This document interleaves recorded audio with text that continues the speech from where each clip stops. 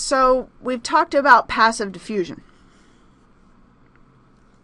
Passive transport, diffusion, fine. It's not always passive. Passive meant we didn't need any energy. Active, as you might guess, means that you need some sort of energy involved. We do have something known as facilitated diffusion. And diffusion, be careful because we always think about that as being passive and no energy. But when we look at facilitated diffusion, there's no direct energy use. But even though it's going to still rely on the concentration gradient, facilitated diffusion is going to need high amounts of energy to actually build proteins. And the reason why is that with facilitated diffusion, we're looking for a way to move larger things into the cell. And when we move larger things into the cell through facilitated diffusion, we have to make the holes in the cells bigger. So we essentially have to make channels or tunnels for things to move through. To actually build these things is going to cost us a lot of energy. The other type of transport that we need to look at that's going to cost us energy directly is something known as active transport. So this is a lot of energy going in.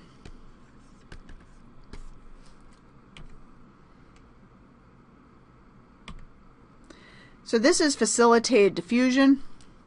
You notice this protein, something known as a transport protein, is going to help and open up a larger space through which things can move. So what we're looking for is we're still moving by diffusion. It's still down a concentration gradient. It's larger molecules that are trying to move through. It's going to cost us because of building the transport protein. We actually have specific proteins to water, and they're known as aquaporins. So this actually allows the water to move into a cell more quickly. And actually, this was the 2003 Nobel Prize, was the discovery of these aquaporins.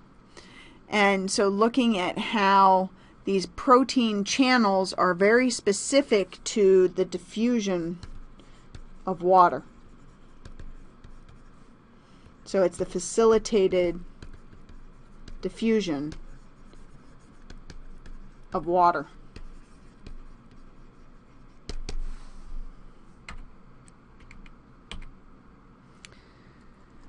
So the difference with active transport is that the cell is going to use a ton of energy for this entire process, and it's going to move things against its concentration gradient. This is different. Everything else we've looked at moves things down a concentration gradient. This is going to move things up a concentration gradient.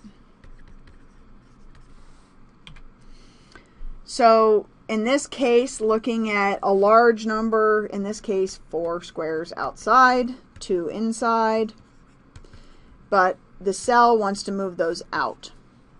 So it's going to do that, but it's going to cost it energy every time it does. So now we end up with 6 squares outside, which is what the cell wants, but it costs us energy to do it. And every time we do this process, it's going to cost more and more energy.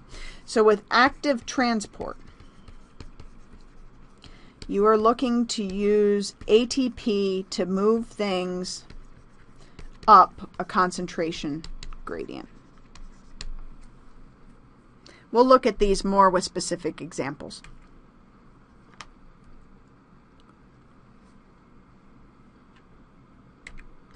So how do we actually get things to move in and out of the cell? There are 2 basic processes. Exocytosis, exo is out, cyto is cell, so moving things out of the cell. Endocytosis, endo is in, cyto is still cell, so we're moving things into the cell.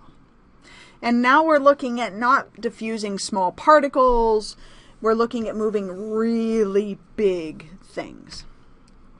So one type of endocytosis is known as phagocytosis. So this is essentially cell eating. So this is bringing in large particles by engulfing them and literally surrounding and eating these large particles. Penocytosis is cell drinking. So this is actually bringing in or engulfing large amounts of water. This happens a lot when you're dehydrated or when your cell is trying to get at a nutrient that is dissolved in the fluids outside of your cell. And the third one is something known as receptor-mediated endocytosis. So this is using specific protein receptors on the surface of the cell to move things in.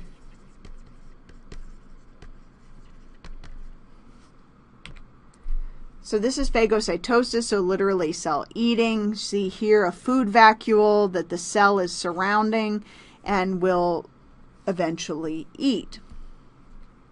Penocytosis works the same way. You see here, this must be a very thirsty cell. This is the plasma membrane folding in and bringing in very large amounts. See all these fluids that it's trying to bring into the cell very, very quickly. Now, like I said, it can also bring in dissolved particles. So like here, maybe these are vitamins or monomers that the cell needs, and it knows that they're out there and it'll bring them in large amounts.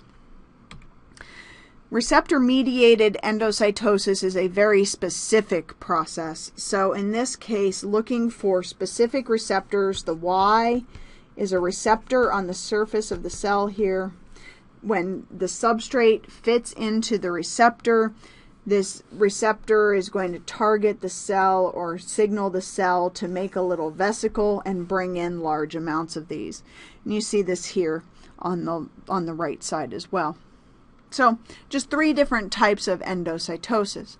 Exocytosis we have talked about before, with transport vesicles and vacuoles leaving the cell, moving proteins out, moving waste particles out, all of these kinds of things. It's essentially endocytosis in reverse, but with exocytosis, we're looking at potentially sending out things that are going to be used in other cells and just simply sending out waste.